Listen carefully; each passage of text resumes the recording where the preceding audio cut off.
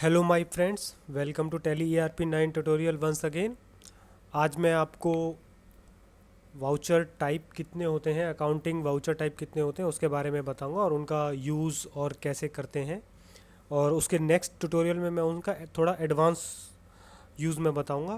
पहले मैं आपको ट्रेडिशनल बताऊंगा, जैसे कि आप कहीं इंस्टीट्यूट में जाते हैं या जो नॉर्मली बुक्स में होता है वो कैसे यूज़ करते हैं। बाद में मैं आपको उसका यूज़फुल बताऊंगा, जैसे कि मैंने अपने कुछ प्रीवियस ट्यूटोरियल्स में बताया है आपको कि आप अपने वर्क को कैसे और अच्छा कर सकते हैं और अच्छी रिपोर्टिंग कर सकते हैं, अच्छा अकाउंट मेंटेन कर सकते हैं। सो सबसे पहले अकाउंटिंग वाउचर 6 प्रकार के होते हैं। आप अकाउंटिंग वाउचर करने के लिए आपको अकाउंटिंग गेटवे ऑफ टॉली से अकाउंटिंग वाउचर में जाके इंटर दबाइए। यहाँ पर आप देखेंगे पेमेंट वाउचर आया है।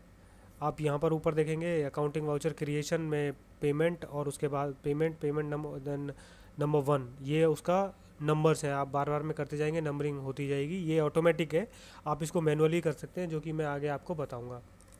सो ये बाय डिफ़ॉल्ट जो भी आपने लास्ट टाइम यूज़ किया होगा वो बाय डिफ़ॉल्ट आ जाएगा। जैसे कि मैंने पेमेंट किया होगा तो यहाँ पर पेमेंट आ गया है। अगर आपने जर्नल किया होता है या रिसिप्ट किया होता वो आ जाता।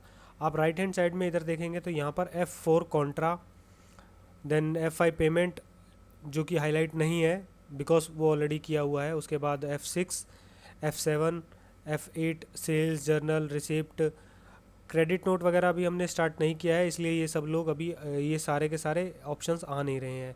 Then purchase and then VAT payment, VAT को मैंने किया था तो ये अभी आएगा नहीं। आपने अगर अनेबल नहीं किया है तो ये नो रहेगा, बट मैंने अनेबल किया हुआ था इसलिए इसमें वेट आ रहा है। तो सबसे पहले हम देखेंगे कि जब एक कंपनी स्टार्ट होती है तो उसमें कैपिटल आती है, उसके बाद ही उसमें बिजनेस स्टार्ट होता है। सो सबसे पहले कैपिटल जब हमारे पास आएगी तो कैपिटल आने की हमारे पास एंट्री क्या होगी, रिसिप्ट एंट्री होगी। तो रिसिप्ट में क्या होगा, हमारे पास बैंक डेबिट होगा और कैपिटल क्रेडिट होगी। तो सबसे पहले हम रिसिप्ट के लिए यहाँ पर क्लिक कर सकते हैं, या फिर अल्टरनेटिवली हम F6 प्रेस करेंगे तो आप रिसिप्ट वाउचर देखेंगे। अब यहाँ पर हमको पहले CR आप देख रहे हैं, इसका मतलब है क्रेडिट। तो क्रेडिट कौन सा अकाउंट होगा, कैपिटल होगा, तो हम कैपिटल टाइप करेंगे तो वो आ जाएगा। कितना कैपिटल आया है, सपोज़ हमारे पास 5 लाख का पहले हमारे पास कैपिटल आई। डेबिट जैसे इंटर करेंगे आपको डेबिट आ जाएगा। डेबिट के बाद में आप देखेंगे कि ICICI से बैंक का अकाउंट आ गया है। अगर वो कैश आया है तो हम यहाँ पर कैश लिखेंगे, अगर हमारे पास बैंक आया है तो हम बैंक लिखेंगे। ये हमने बैंक का चेक आया है तो हमने बैंक ICICI में डिपॉजिट कर दिया, तो हमने इसे ICICI को चूज़ कर लेंगे और इंटर करेंगे। अब यहाँ पर हमको उसकी डिटेल लिखनी होगी। Received from capital account, cheque किस टाइप का वो ट्रांजेक्शन थी, कैश है या चेक है। तो चेक है तो हमारे पास चेक लिखेंगे, यहाँ पर अमाउंट लिख देंगे। इंस्ट्रूमेंट नंबर चेक नंबर क्या है, सपोज़ करो 0054 जो भी है आप लिख देंगे। चेक की जो भी डेट होगी वो लिख देंगे, चेक का जो नाम होगा वो लिख देंगे। ये आपको रिकन्सिलेशन करने में बहुत हेल्पफुल करेगा। कोई भी जो भी ब्रांच होगा, सपोज़ करो नेहरू प्लेस ब्रांच का था तो उसको कर देंगे। यहाँ पर हम नरेशन लिख देंगे, कैपिटल ब्रिंग इनटू बिजनेस। ठीक है जी, हमारे पास कैपिटल आ गई। अब हम नेक्स्ट वाउचर पे जाते हैं जो कि कॉन्ट्रा है, क्योंकि बिजनेस को करने के लिए हमारे पास सिर्फ हम चेक से ही काम नहीं चलाएंगे, हमको कैश भी चाहिएगा। लेकिन कैश हमारे पास अभी ज़ीरो है, तो हम कैश बैंक से कैश को विड्रॉल करेंगे। सो विड्रॉल, तो यहाँ पर हम कॉन्ट्रा यूज़ करेंगे। कॉन्ट्रा जो वाउचर होता है वो सिर्फ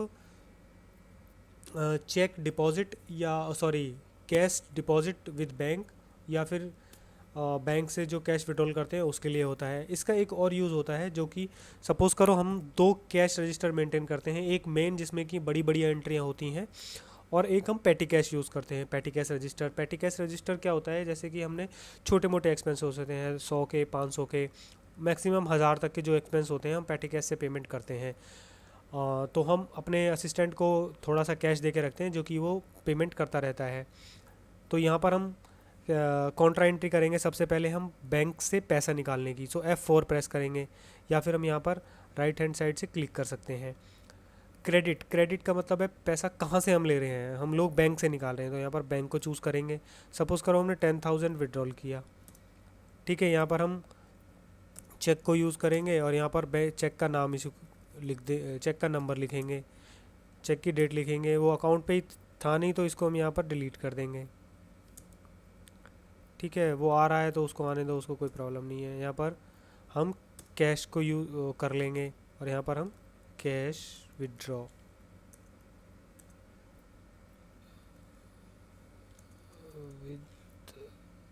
विदड्रॉ, ठीक है जी, ये एंट्री हो गई। अब सपोज़ करो हमने 5,000 रुपये पैटी कैश में दे दिए तो भी हम काउंटर एंट्री करेंगे तो फिर क्रेडिट क्या होगा, कैश क्रेडिट होगा। यहाँ से हम 5,000 लिख देंगे। यहाँ पर कैश पैटी पैटी कैश जो है वो सेलेक्ट कर लेंगे, डेबिट वो हो गया। तो अभी हमने 5,000 कैश में है, 5,000 पैटी कैश में है। यहाँ लिख देंगे हम cash given for petty cash expenses. ये हमारे पास काउंटर एंट्री होगी। तो हमने अभी 2 एंट्रियाँ कर ली हैं, हमने रिसिप्ट की है और हमने काउंटर एंट्री की है। नेक्स्ट हम करेंगे परचेज एंट्री। तो अभी मैं आपको जो बता रहा हूँ वो बहुत कम डिटेल में बता रहा हूँ, आगे आगे अगले ट्यूटोरियल्स में मैं उसका एडवांस एंट्री बताऊँगा। सो परचेज, एक्चुअली परचेज मैं पहले इसलिए कर रहा हूँ क्योंकि हमको पेमेंट एंट्री करनी है। अभी तक हमने जो पेमेंट एंट्री नहीं की है, तो पेमेंट एंट्री मेनली 2 तरह से होगी, 2-3 तरह की हो सकती है भाई। हम एम्प्लॉय को पेमेंट कर सकते हैं, हम एक्सपेंस के लिए पेमेंट कर सकते हैं, और हम किसी अपने क्रेडिटर को पेमेंट करेंगे। तो क्रेडिटर को पेमेंट करने के लिए मैं पहले आपको बता रहा हूँ, बट क्रेडिटर को पेमेंट करने के लिए सबसे पहले हमको परचेज़ करना पड़ेगा। तो परचेज़ के लिए हम यहाँ पर जब भी हम परचेज़ करेंगे तो यहाँ पर हम सप्लायर का जो भी इनवॉइस नंबर होगा उसको लिखेंगे 002। ये बाय डिफ़ॉल्ट ये बिल एलोकेशन में चला जाएगा। बिल एलोकेशन मतलब कि हम बिल वाइज जो डिटेल्स बनाते हैं ये उसमें चला जाएगा। सो आपको यहाँ पर लिखना ये बहुत ज़रूरी है। यहाँ पर इनवॉइस की डेट डालेंगे, हम पार्टी को चूज़ करेंगे क्रेडिट 1, हम परचेज अकाउंट को करेंगे। अब देखेंगे यहाँ पर परचेज अकाउंट को हमने किया है, नीचे वेट आ रहा है, वो आपके ऑप्शन में नहीं आएगा और आपने वेट को अनेबल नहीं किया है। मैंने किया हुआ इसलिए ये सब ऑप्शन आ रहे हैं।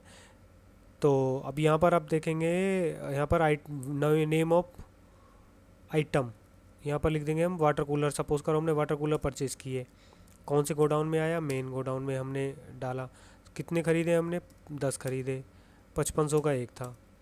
तो यहाँ पर ऑटोमेटिकली वो आ जाएगा, ये आ गया जी। अगर कुछ और भी हमने ख़रीदा है तो यहाँ पर वो भी डाल देंगे। सपोज़ करो हमने ये स्प्लिट एसी ख़रीदे, मेन गोडाउन में ख़रीदे, कितने ख़रीदे, 5 ख़रीदे, कितने का, 15,000 का, ये हो गया। अब यहाँ पर आगे हम कुछ और डिटेल्स हैं तो वो भी लिख सकेंगे, लाइक इंश्योरेंस अगर उसने डाला है, फ्रेट चार्ज किया है, टैक्स डिटेल्स है, वो सब डिटेल्स मैं बाद में डालूंगा। यहाँ पर हम लोग फ्रेट डाल सकते हैं। सपोज़ करो उसने फ्रेट इनवार्ड लगाया था। फ्रेट इनवार्ड क्या होता है, ये डायरेक्ट एक्सपेंस है जो कि परचेज पे आता है। सपोज़ करो उसने हमसे 1,000 वो की चूज़ की चार्ज किया, ठीक है जी, यहाँ पर ये आ गई। यहाँ पर हम लिख देंगे इनवॉइस नंबर, जो भी उसकी डिटेल्स वगैरह हमको लिखनी है यहाँ पर हम लिख सकते हैं।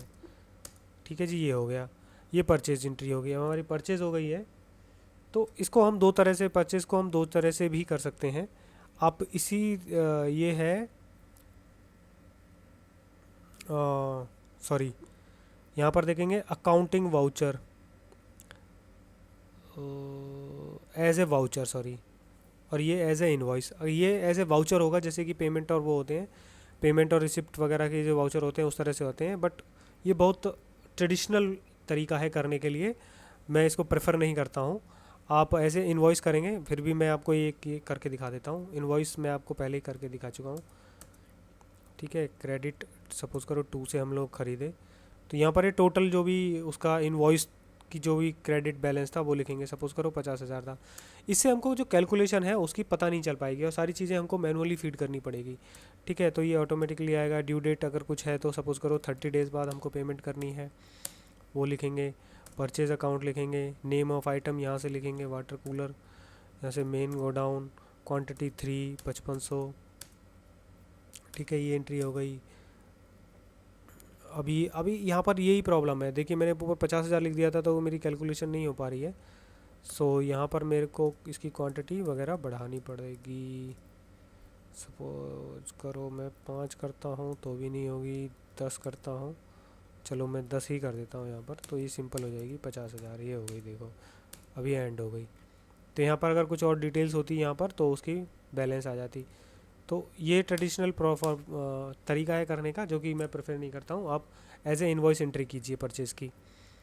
ठीक है जी, ये परचेज़ हो गई। अब हमारे पास परचेज़ एंट्री हो गई है, तो हमारे पास क्रेडिट हो गई है। तो यहाँ से हम देखने के लिए आउटस्टैंडिंग, तो देखने के लिए कहाँ पर जाएंगे, display, statement of accounts, outstanding, payables. यहाँ पर देखिए पेबल्स आ गया है। यहाँ पर आ रही है डेट, आ रही है रेफरेंस इनवॉइस नंबर आ रहे हैं, पार्टी नेम आ रहा है, पेंडिंग अमाउंट जो भी है उसकी इतनी हमको पेमेंट करनी है। अभी ड्यू डेट आई नहीं है, सबसे लास्ट में देखेंगे। ओवर ड्यू बाई डेज कुछ भी नहीं है।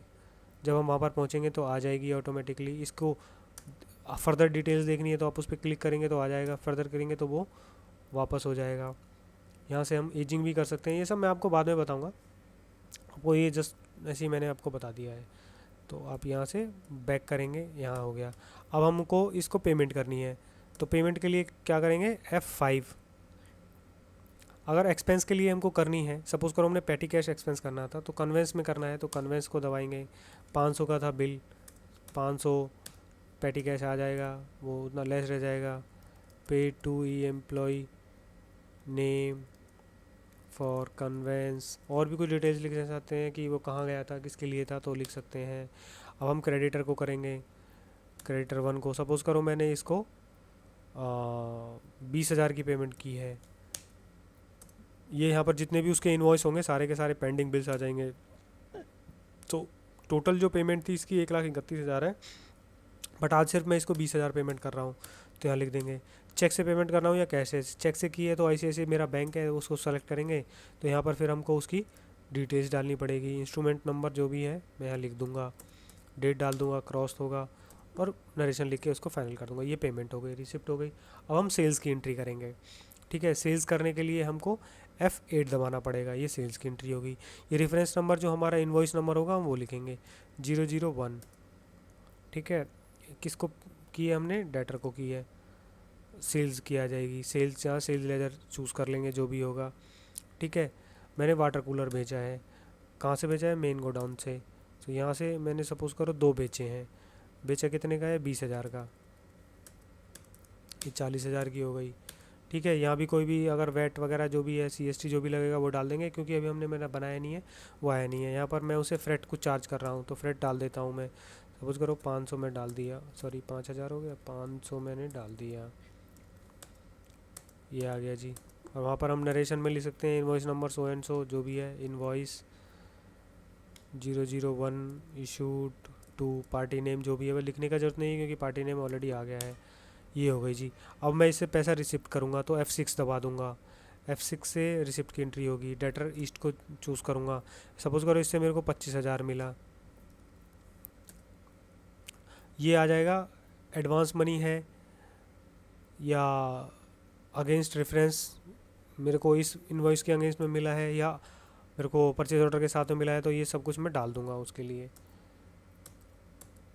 ठीक है जी। सपोज़ करो इसने मुझको कैश दिया था इंस्टेड ऑफ चेक, तो उसके लिए चेक की कोई डिटेल नहीं आएगी, ये मेरे पास कैश बढ़ जाएगा मेरा उतना जाके।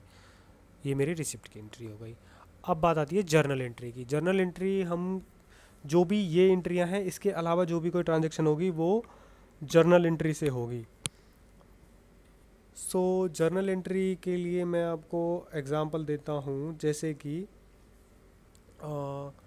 कुछ मेरा एम्प्लॉय है, वो लोग टूर पे गए, और टूर पे जाने के बाद में उनका एक इम्प्रेस्ड अकाउंट मैंने बनाया, तो उसमें वो उसके लिए हम लोग जर्नल एंट्री करेंगे।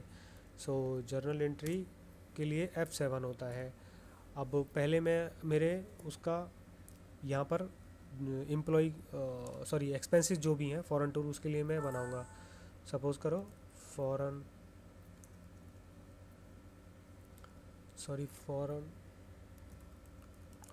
टूर एक्सपेंसेस, इनडायरेक्ट एक्सपेंस, ये बना दिया मैंने। ठीक है, ये यहाँ पर वो 20,000 खर्च करके आया। ठीक है, क्रेडिट करूँगा एम्प्लॉय को, तो एम्प्लॉय का नेम यहाँ पर डालेंगे हम लोग। सपोज़ करो एम्प्लॉय 1। ठीक है, एम्प्लॉय 1 किस में आएगा, इम्प्रेस जो अकाउंट होता है, जो भी हमारी है लाइबिलिटी होती है।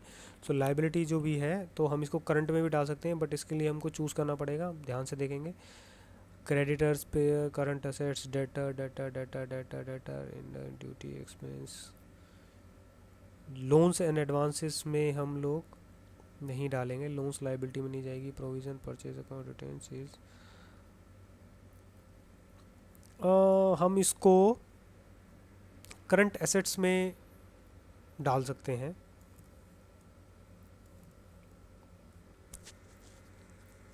सॉरी, करंट लाइबिलिटीज़ में जो जाएगा ये लोग हम लोग डाल देंगे, ठीक है।